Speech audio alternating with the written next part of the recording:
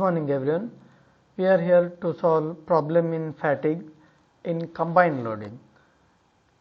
When there is more than one fluctuating stress acting on a body, then you cannot solve using simple fatigue loading problem. Then it is a case where there is a two stress, so both the answer you have to merge together to get one answer. How we are going to do this?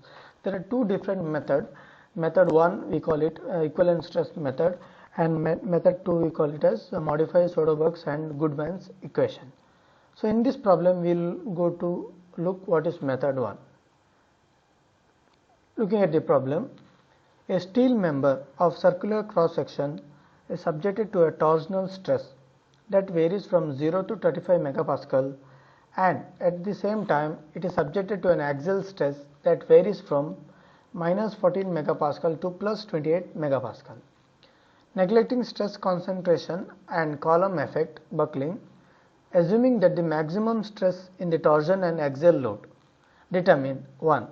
Maximum equivalent stress to factor of safety based upon yield and shear.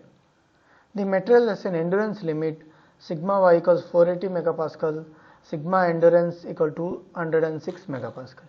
Diameter of the member is less than 12 mm. Take load correction factor equals 1, surface correction factor equals 1. Now we will extract what are the data given.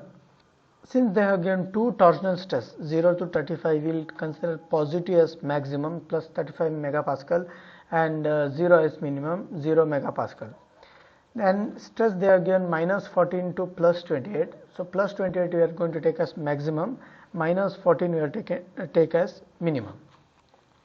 And they are given sigma yield or sigma yt 480, sigma endurance, and they are given parameter like load correction factor equals 1. Then they are not, that is called as A. They are not given B because instead of that they have mentioned diameter of member is less than 12 mm. So it is up to you to identify what is B. They are given C, surface correction factor equals 1, and neglect stress concentration effect is given. We are going to consider it as 1.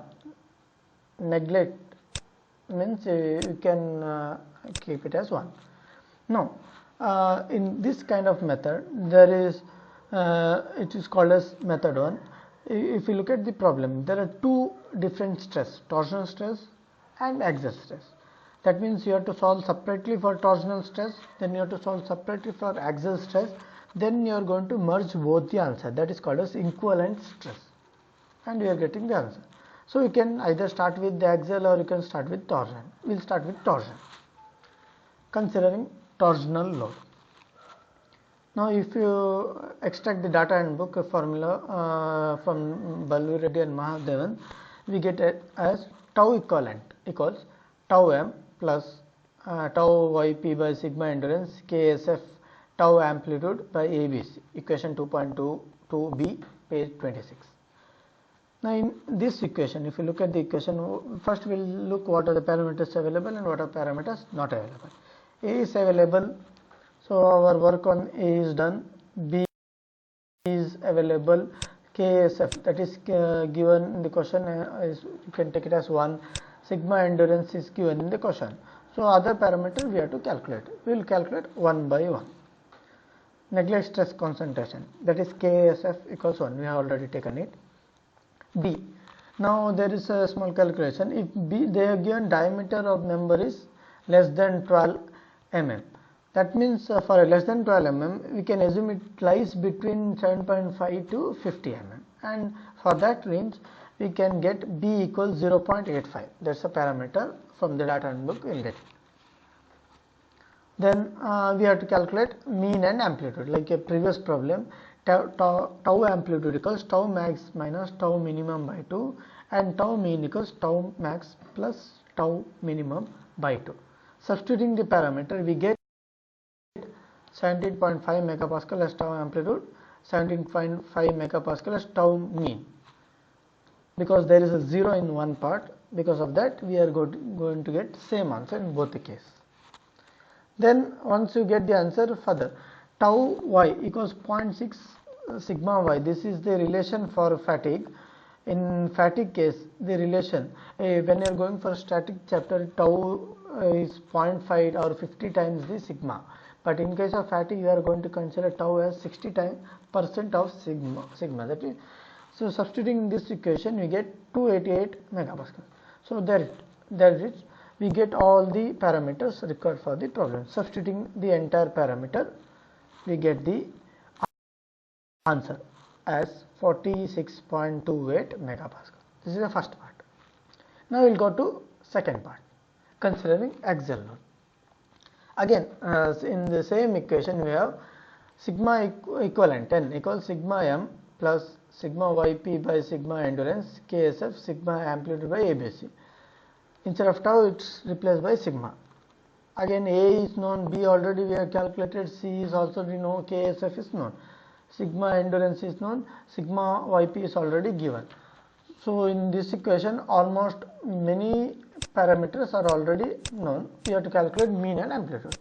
Again, amplitude is sigma max minus sigma minimum by 2 and mean is sigma max plus sigma minimum by 2. Substituting the value, we get 21 megapascal as amplitude and 7 megapascal as mean. Once we get all the parameters, substitute entire parameter in the main equation. That is 7 plus 480 by 2 not 6 into 1 into 21 by 1 into 0.85 into 1. We get as 64.57 megapascal. Now we have calculated for torsional load and we have calculated for axial load. Now we have to club both the answer. How we are going to club? By maximum shear stress theory. Again, in the data handbook it is given when there is two kinds of load, what we are going to apply. From this theory we have tau equivalent equals root of 1 by 2 sigma equivalent whole square plus tau equivalent whole square. That is also equal to sigma y by n. This is equation available in same page in the data handbook. Now we already calculated sigma equivalent in just now, and we have calculated in previous slide tau equivalent. Substituting this equation answer, we are getting tau equivalent equals 56.42 megapascal. But here only they have given this answer is also equal to sigma y by 2n. So you will substitute that. Tau equivalent equals sigma y by 2n. N is unknown. That is what required in the question to calculate. That is 56.42 equals 480 by 2n. Or if you rearrange, you get factor of safety as 4.25. That's it. This is the solution. Hope you have understood. Thank you.